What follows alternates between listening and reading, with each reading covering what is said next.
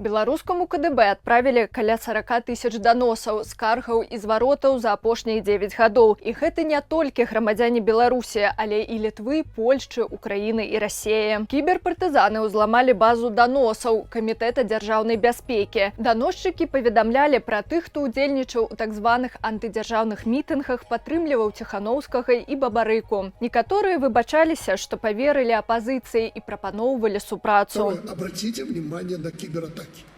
Многое у них получается, потому что мы безобразно, халатно относимся к работе с разного рода системами, компьютерами. Сайт КДБ не працуе ўжо больш за 2 месяцы. Кіберпартызаны заявілі, што яшчэ восенню 23-го году праніклі ў партал і спампавалі адтуль усю даступную інфармацыю. У 21-м годзе кіберпартызаны завалодалі інфармацыяй з базаў МУС. Тады яны апублікавалі карту даносаў неабыякавых грамадзян.